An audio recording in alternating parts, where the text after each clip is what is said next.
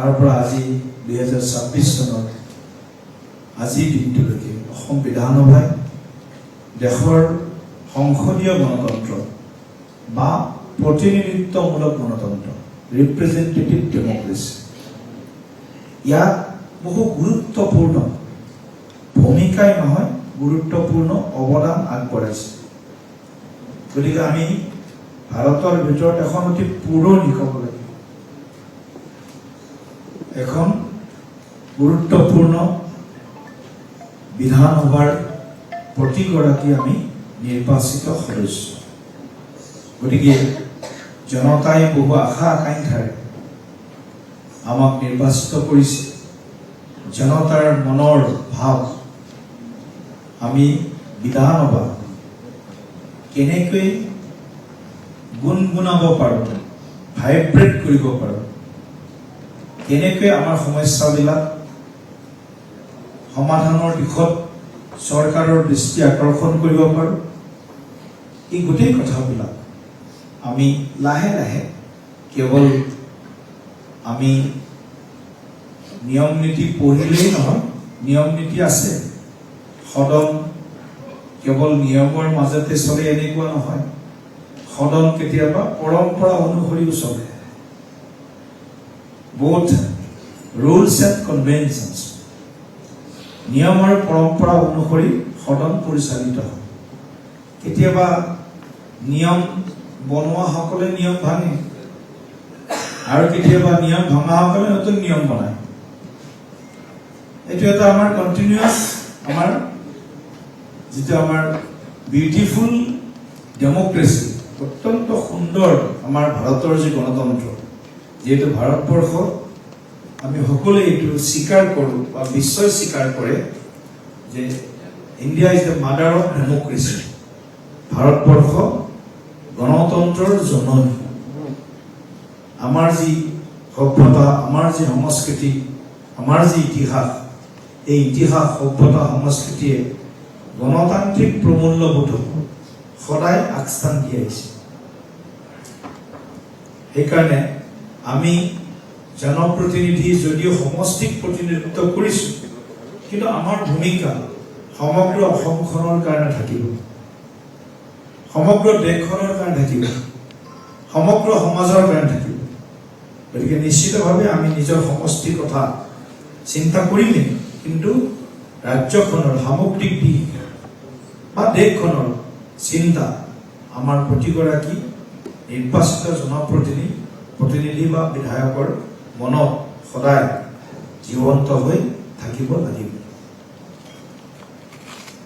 The legislature, the heart of representative democracy. ভাষাটো বুজি পাইছে, হাৰ্ট বুলি কোৱা হয় representative democracy legislation. The Legislative Assembly occupies a central place in India's constitutional architecture. It is here that the aspirations of ordinary citizens are translated into public policy and law. The Assembly performs 5 indispensable functions. Pasta mool kam Assembly. First one, it makes laws and unmade laws. বুজি পাইছে কথাটো? আইন বনায় কিন্তু আইনৰ সংশোধনীও আনে বা আইন স্ক্ৰেপ কৰিব পৰা শক্তিও এই সদনৰ আছে। আৰু আপোনালোকৰো দুয়োটাতে ভূমিকা আছিল, আছে আৰু হয়তো থাকিব।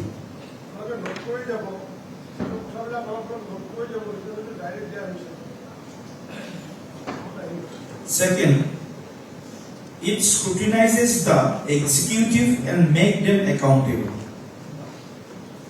Our accountability to call উত্তৰদায়িত্ববোধ আমাৰ সদন, আমাৰ বাহিৰৰ আচৰণ, ভিতৰত বা বাহিৰত সদন দুইটাতে আমি কিমান একাউণ্টেবল হ'ব পাৰোঁ, জবাবদিহি, উত্তৰদায়িত্ব, সংবেদনশীল। গতিকে এই বিষয়টোতো আমি সকলোৱে খুব আগন্তুক দিনত গুৰুত্ব আৰোপ কৰিব লাগিব। Third, it helps, guides the execution in policy matters. যিমান নীতিগত সিদ্ধান্ত সদনে লয় তাক আমি এক্সিকিউট কৰা, তাক আমি ক্ৰিয়ান্বয়ন কৰা আমাৰ এটা গুৰুত্বপূৰ্ণ ভূমিকা থাকিব।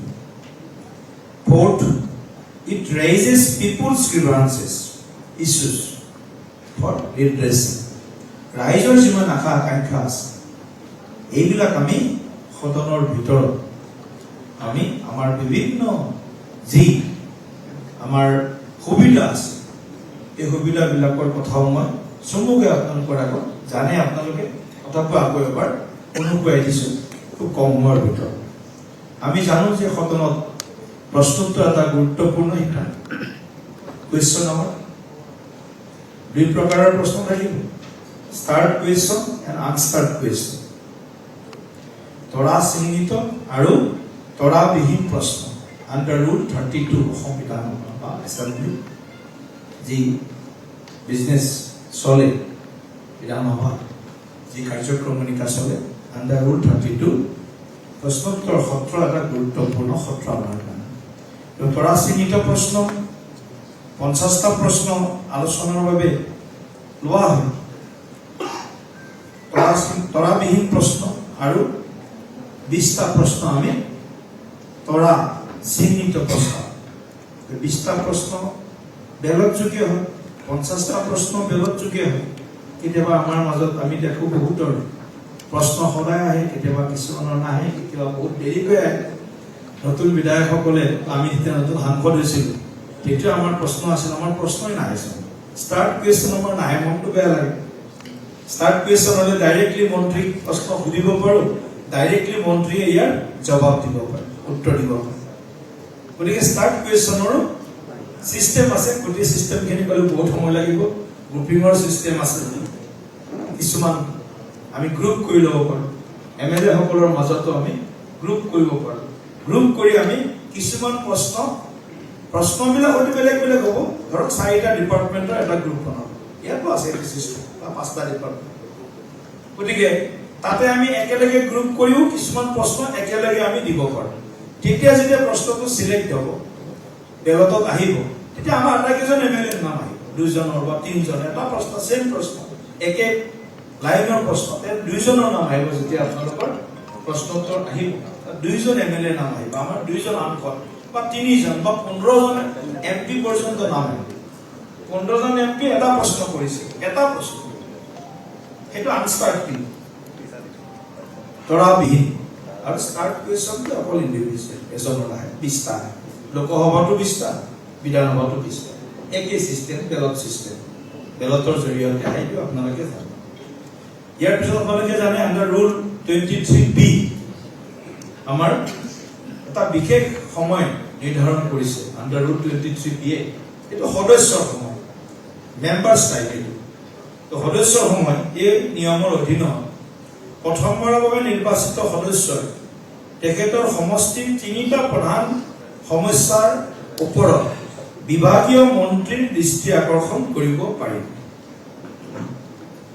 সদস্যজনে 10 মিনিট সময় সদনত বক্তব্য ৰাখিব আৰু বিভাগীয় মন্ত্ৰীয়ে তাৰ উত্তৰ দিব। আছে নে বিশিষ্ট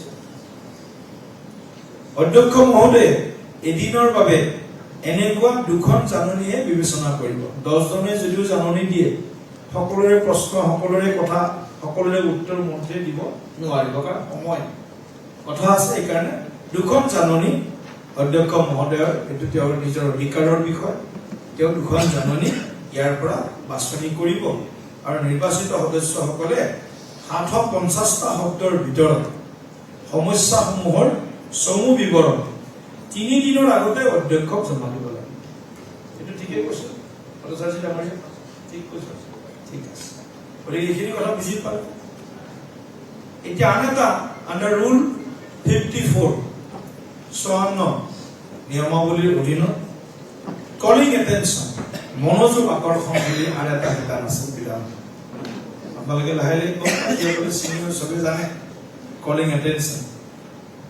আণ্ডাৰ ৰুল 54 মনোযোগ আকৰ্ষণ, কোনো জৰুৰী ৰাজহুৱা গুৰুত্বপূৰ্ণ আৰু সাম্প্ৰতিক কালত ঘটা বিষয়ৰ ওপৰত matter of urgent and important, অত্যন্ত জৰুৰী গুৰুত্বপূৰ্ণ বিষয় আমি মনোযোগ আকৰ্ষণৰ বাবেও আগবাঢ়িব পাৰোঁ। কোনো জৰুৰী ৰাজহুৱা গুৰুত্বপূৰ্ণ আৰু সাম্প্ৰতিক কালত ঘটা বিষয়ৰ ওপৰত বিভাগীয় মন্ত্ৰীৰ মনোযোগ আকৰ্ষণ কৰিব পাৰিব।